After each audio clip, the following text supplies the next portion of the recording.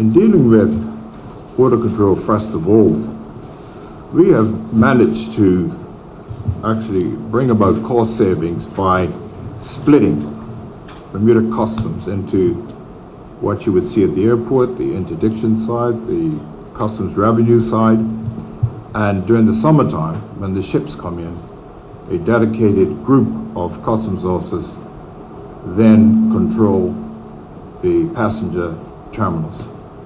When the ships stop running, the customs people go back to the airport. So there, in actual fact, has not been an increase in the size of the Customs and Immigration Department to do those taskings. They simply change the task depending on the season. That's how we managed to make some cost savings there. In dealing with the Bermuda Regiment, what we've done there actually is cut recruit camp by 1/2. We've cut out many parades. We've cut down, you'll see that the size of the band is probably half the size, and they're doing half the parades that they normally do to bring about cost savings. They actually were able to get new uniforms from source, from the American government, and in time we'll actually get those uniforms from the British government. And that has brought about cost savings. Also brought about something else. They've cut out middlemen and vendors, local vendors, which has caused some aggravation, and it's something that no doubt someone will raise later on. The regiment is going to go on with their camp in Jamaica, which was already funded for in last year's budget. However, going forward, we'll have to review whether or not they go to Canada or Camp Lejeune, but that's something that we'll have to consider in next year's budget. In dealing with the fire department basically runs a fairly tight ship. What they are not doing is, they just recently did a training course, and they're up to strength, thank God for that. But what they are doing is looking to use some part-time officers. You may have seen that initiative. People who wish to operate as a reserve fire service will give their services voluntarily or but with a reduced payment schedule. That leaves the police, and I left the police specifically for last because with policing you may recognize that most of the funding actually goes to manpower.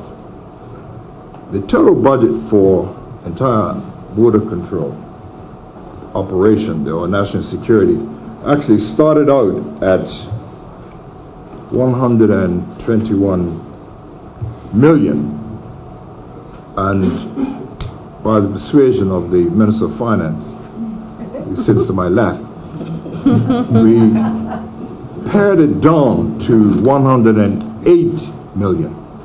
You might ask how we did that.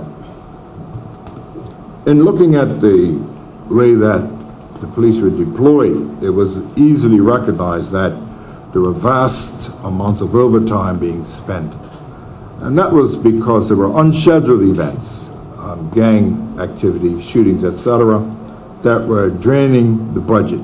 And we were having to give policemen 8 days notice. If not, we were having to pay them double time to bring them on duty. Well, that really was untenable. The Commissioner of Police quite wisely reorganized the service to put the emphasis on the manpower actually where it was most needed, and that was in the major incident room. So now it does not incur such overtime that they did before. Mm-hmm. Some other things, IT. There was some upgrading needed for some of these databases, etc. Fortunately, they had recently had an upgrade about 2 years ago, and they are going to defer any further upgrading of those systems to save money. The police have also outsourced specialty jobs such as criminal records office, scenes of crime. We only bring people in as and when they are needed, and that means that you don't have to have 12 scenes of crime officers who are drawing pensions, etc. We now outsource much of that work, and it works to our advantage. We've also doing a lot of in-house training now of firearms, etc. Cabinet recently allocated funds last year to an in-house training program for firearms training, etc., whereas officers formerly would go overseas. We are also rehiring retirees.